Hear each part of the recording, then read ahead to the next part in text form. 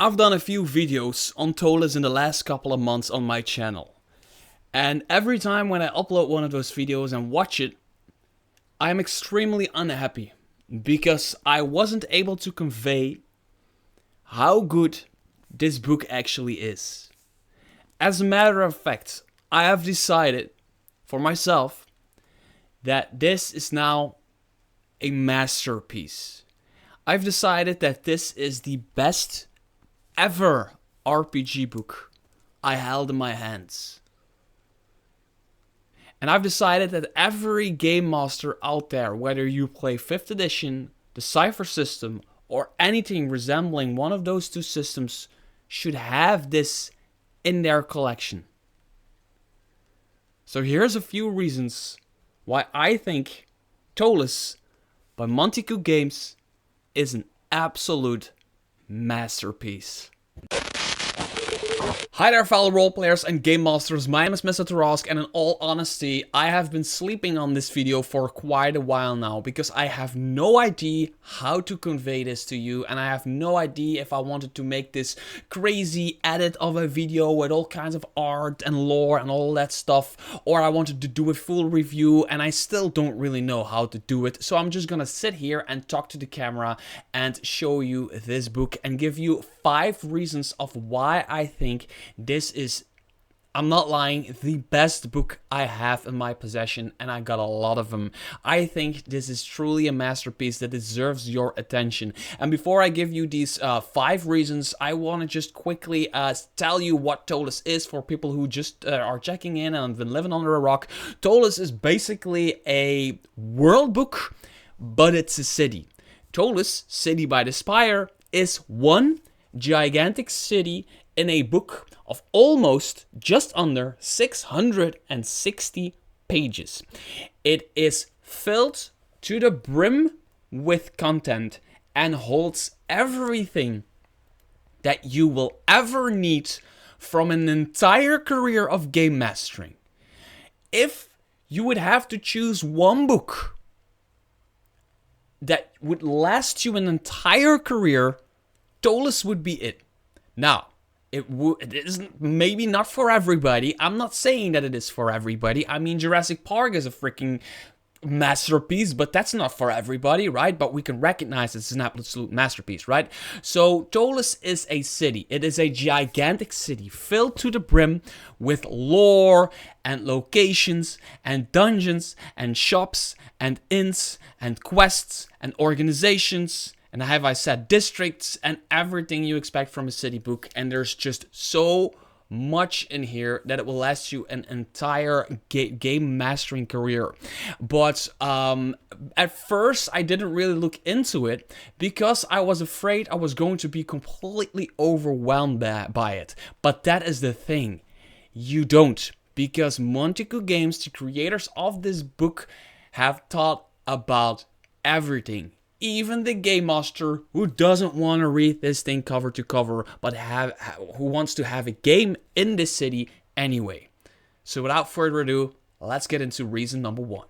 Now the first reason is pretty simple, and that is this game, this book, this city book comes in 2 different systems. 5th edition and the Cypher system. So if you play any version of the Cypher system, let's say Tales of the Valiant, which I've been doing, I've been playing Tales of the Valiant in Ptolus with my party, you can get yourself the 5th edition book and you can perfectly use it. If you're playing any version of the Cypher system, and there's many of like these little Cypher system-ish games, you can use the Cypher system version of this book.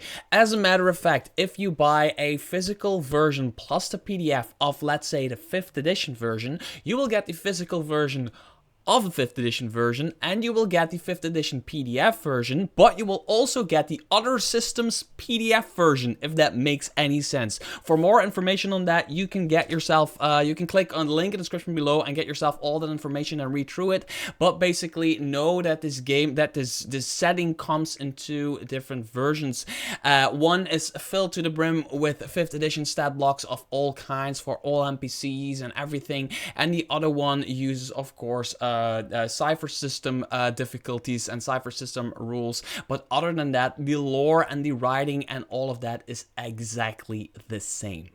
The second thing that I want to talk about is its usability. Now, a book with 660 pages for just one freaking city can be a lot. And for me, this thing has been sitting on my shelf for about a year before I even dared picking it up. And I was bored. No, I was actually pissed off at something and I don't remember what it was. So I just grabbed the book and started flipping through it. And I fell in love with Ptolus. That's literally what happened at a moment in life where I was pissed off and I don't even remember why or how or whatever. Now, I did a few videos on Ptolus and why I think it's a great book, but it all comes down for me to usability. And there is the typical stuff that Monte Games does, and then there's something else. The first thing is the typical stuff that Monte Games does, and that is they have the book. So there is always like when you go to like a new area, there's always like small pieces of like the map of like where this district is. But most importantly, they always have like these sidebars to the right of the page and to the left of the page. So stat blocks for cipher system and all that kind of stuff are right here. There's small like little bits, a little bit of information and the page number on where to find more information. So if you're reading something right here and you see the text in blue, you can, or another color, whatever color it is, they will give you more information in the sidebar and even refer to a page where you can get even more information in the sidebar. And all of that stuff, and it's a lot, is all hyperlinked in the PDF. So in the PDF, you can just click, oh, there's what they're talking about, like some sort of organization here that just happens to be around the corner. Okay, what organization is that? So, okay, click, and you click that organization. Boom, you get to like the page where the organization is, and it's all insane. But the most importantly, it is this, the big brown envelope full of player handouts, and I did an entire video on this. I will link it on top if you want to click this, where I go through everything. They have a big map on Ptolus, but more importantly, they have this. This is Delver's Square. Now, normally a city kind of functions as your hub. You get your gear, you get your grog, you get your sleep, you get your, I don't know, whatever you want. You want to gamble, you go to the city. And the world around the city is the open world that you go out for questing and all that stuff, right? With this, the city is the open world. It is so big that you can just play entire campaigns for like 20 levels of D&D inside Ptolus, inside the walls of Ptolus, or maybe just outside the walls of Ptolus every now and then, right? In its dungeons, in its sewers, in its shops, in its streets, in its libraries, and in everything, right? So what it needs is, it needs a player hub, right? And they created that. They created a player's hub in the form of Delver's Square. Delver's Square has about everything a player might need. There is an inn, an expensive inn here. There's a cheap inn. There's an outfitters. There's a weapons shop. There is a church. There is an armory. There is a oddities shop. Who the players, the owner of this one, my players found to death because of the adventure that I'm playing. There's short bits of information for the GM on the back. So the NPCs from the inn and whatever they're selling and all that stuff is on here. So if you need a quick reference as a GM, you got yourself a quick reference, and that is where this thing shines. When I started using it, I didn't read it cover to cover, right? So I was just like using it. And I read like general parts of it. Now I have read more, but I read general parts of it. But still, my players almost never surprised me. And when they did surprise me, almost everything that I was looking for is in these handouts. And there's like everything is in here. There's prices for the inn, prices for the armory. There are like wanted posters for like quest lines if you want to do that. There's more maps. There's freaking filling campaign needs. There's an entire list of crimes that you can do in the city and what kind of punishment there is. There's an entire piece of paper with all of the organizations and just like a one-liner about that organization. So some of the stuff is for the players, like here's some handouts like wanted posters and menus and all that stuff for Delver Square and around. But there's also a lot of information for the Game Master where it says like, oh, you need a list of gods? Here is a list of all gods and all temples that exist. Boom. All the page numbers are there, so if you need more information, you just tell your players, just let me read for like 1 minute, you read, and bam, you're good to go. And I don't know I don't know how many times I need to say this, but making a 660 pages thick book as usable as Ptolus is insane. And people should get a reward just for that. Not for like the book, but making it actually usable. It is something that I have a hard time wrapping my head around, that the designers of this book created such a masterpiece, and it is usable. And I as a game master, in the sessions that I've played Ptolus, I've never really been caught off guard, right? I've been caught off guard a little bit, but there's always something to grab for me to make it seem and to portray to my players that I'm not caught off guard, because I just read it from the paper and I know where that I need to go from there. And yeah, that's a really important thing about Ptolus that I wanted to get out of the way early in the video. A third reason, really quickly, is that there are no plot holes. Now, I'm not saying there are no plot holes, of course. I know I'm saying there are no plot holes. There probably are plot holes, but I haven't found them yet. I read a lot of this book. I haven't read it cover to cover. I don't think anybody ever read it cover to cover. I think, like, the people who wrote it didn't read it cover to cover. But, I have read a lot about different organizations doing different things and their relationships with other organizations. And whatever other world book I read through, anyone, name any world book, I always find conflicting information. It might not be something super serious, and it's always, for me as an experienced GM, I can always like perfectly come up with like a solution for that conflicting information, but it is conflicting information. Somebody who was responsible for like the overview of the thing, just kind of like some stuff slips through the net or something like that, and it just isn't worked out before the book gets to print or to PDF or to general public, right? I mean, I've wrote a book, The Quintessential Guide to Monster Encounters, with Wally DM and Dungeon Dad. You can buy that on Drive-Thru-RPG, shameless plug. There were errors in there when we put out the first PDF. We put out like a beta PDF, fixed a lot of errors, then we put out the 1.0, and now like 2 weeks ago, somebody sent me a screenshot and be like, hey, there's conflicting information here. And we're like, oh shit, then we fix that and do an update on Drive-Thru-RPG, and everybody gets that update. But stuff like that happens, and that's a 132 pages thick book with all different encounters that aren't tied to each other. This thing, Ptolus, I'm always saying Ptolus, I know it's Ptolus, I don't know why I'm doing it. Ptolus, it all seems to make sense, and it all seems to be perfectly guided. It's like they ran it through some kind of supercomputer, and that supercomputer took out all of the plot holes and filled it up with like hard concrete or something. And I want to follow that up with reason number 4, because it's kind of in the same street. I haven't found any spelling and grammar errors. Now, I find spelling and grammar errors in every book that I have. All of them. There's not a single exception where I haven't seen a sentence that I was like, that shouldn't be like that, or you should put that word there and that word there, or it's just complete spelling fuck up or whatever. I'm not saying I'm good at that stuff either. I mean, but I didn't wrote Ptolus, right? So Ptolus, I haven't seen anything. Again, I'm not saying it's not there. There's probably people who find that kind of stuff better than me, but I, as a general user of this book who has read a lot of it, has never had any point where I was like, that doesn't make sense. That is like, that sentence doesn't exist. It shouldn't exist like that.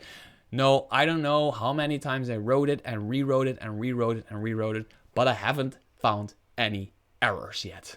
And reason number 5, and I know I'm repeating myself, and I know again I'm doing a video where I say a lot of things, and at the same time I'm not saying anything, but that's just what the amount of content in this book does to me. I don't know where to begin, I don't know where to put the middle, and I don't know where to put the end of my video, but the sheer amount of content, unending, perpetual content, your entire game mastering career could be all just from playing Ptolus. Now, if you don't know where Ptolus originated from.